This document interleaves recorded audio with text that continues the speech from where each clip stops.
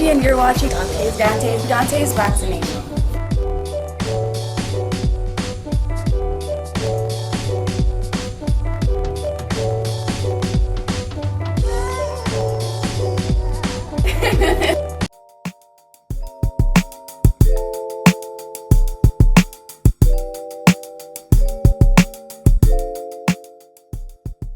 Dante's Boxing Nation, what's going on, guys?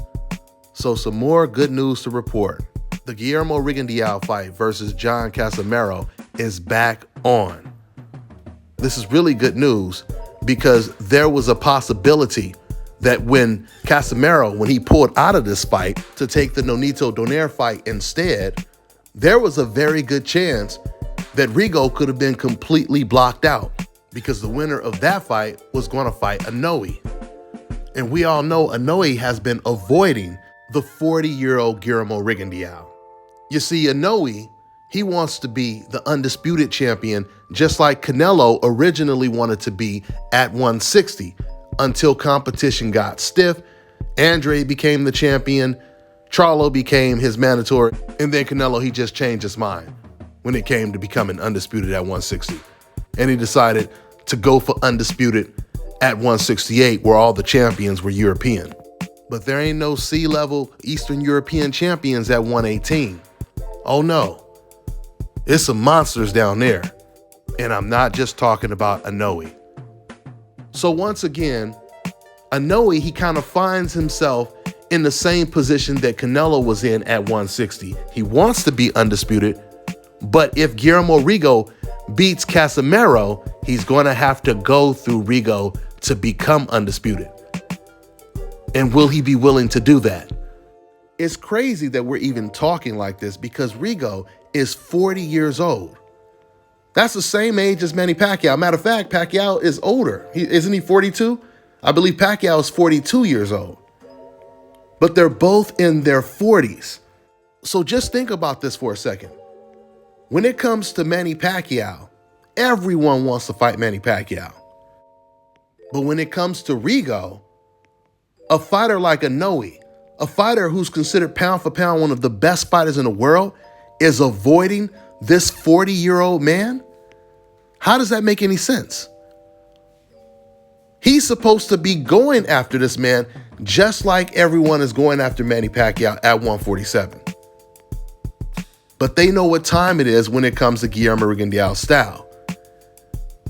Now, some of you guys will say, oh, well, Dante, the reason why so many people go after Manny Pacquiao is for the big payday. And yeah, that is part of it. But they're also going after him because he is a big name to add to their resume. To say you beat the man that beat the man that beat the man, right?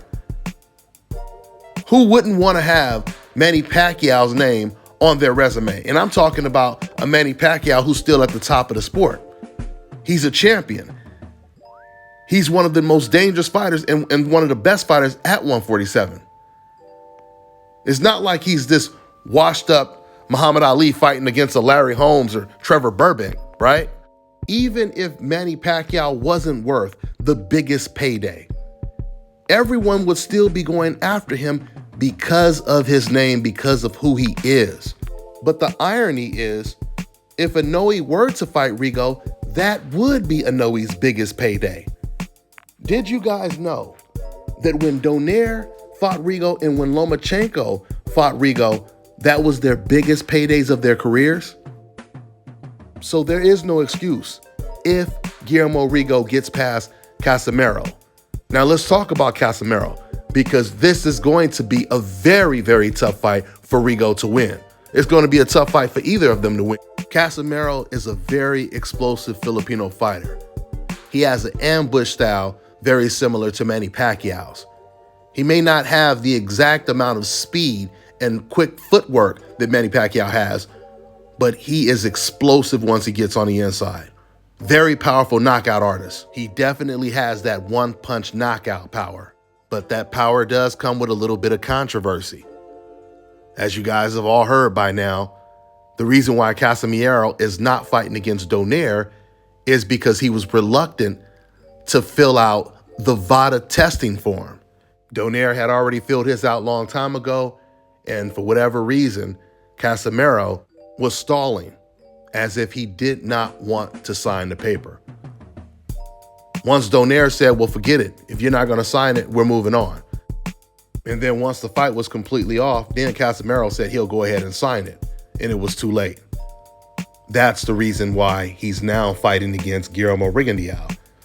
So the question is, what kind of deal are they going to have when it comes to VADA testing? But doesn't that story sound really familiar when it comes to Casimero not wanting to take the VADA testing, being reluctant to sign the paperwork, and he ends up missing out on a huge fight because of it? Sounds just like the Manny Pacquiao situation, right? Manny Pacquiao had an opportunity to fight Floyd Mayweather. Now, I don't know if you guys know this, but when they first negotiated for that fight back in 2008, both fighters agreed to a 50-50 split. And Floyd Mayweather had agreed to all of Manny Pacquiao's demands. Turns out it was Manny Pacquiao that didn't agree with all of Floyd's demands, or at least one of his demands, which was Olympic-style random drug testing. And coincidentally, Casimero's manager or promoter is Manny Pacquiao. So there's some real suspicious stuff going on right now with Casimero and this team. So hopefully Guillermo Rigondeaux wasn't forced to agree to this fight with no VADA testing. Because I know in Rigo's situation, he's so desperate to get some of the best fighters in the ring with him, sometimes he has to sacrifice a lot. And I hope that's not the case in this instance. But I'm telling you guys right now, I am looking forward to this one right here. This is going to be an explosive fight. The one thing I will say about the 118-pound division right now is all of those fights are explosive. I mean, if Donaire would have fought against Casimero, if you would have had Casimero or Donaire fighting against Inoue, if you got Rigo fighting against all of these guys, they are going to be all explosive fights. And with Guillermo Rigondeaux at his natural weight at 118, he is definitely top two, one of the biggest punchers in that division. Or maybe I should say top three. I mean, just remember, guys, even when Rigo was fighting Donaire at 122, that wasn't Rigo's natural weight class. And if you watch this fight, you would see that Donaire, he outweighed Rigo at least by about 15 to 20 pounds. And Rigo was still able to hurt the much bigger Nonito Donaire a couple times in that fight and even broke his eye socket. And once again, that was at 122. So imagine how powerful and strong Rigo is at his natural weight class of 118. Now remember, Casimero is a very explosive puncher as well. And that's why this is going to be a really exciting fight, no matter who wins.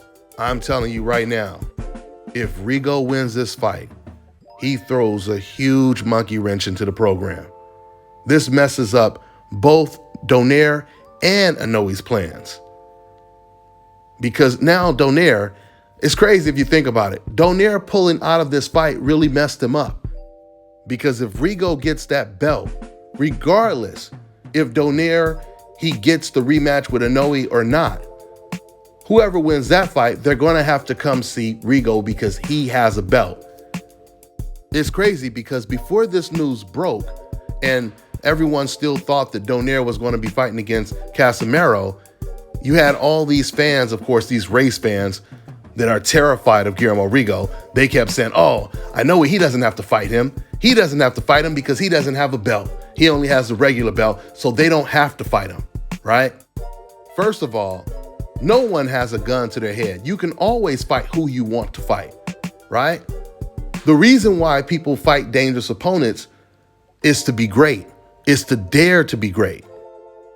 And now, once again, if Rigo beats Casimero, which I believe he will be in the best position he's ever been in, or at least in a long time. Somebody is going to have to come and see him. I mean, it is just crazy to me. It's crazy to me to think a 40-year-old fighter has got the damn top guys in the division shook right now. That's some crazy stuff right there.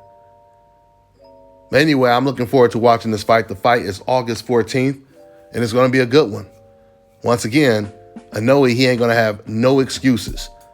And the fans are not going to have any excuses by saying, oh, he doesn't have a belt, because he is going to have a belt. So what's going to be the excuse then? Hopefully, Casimero doesn't pull out of this fight again. We'll see. But that's all I got for now, guys. I'm on to the next one.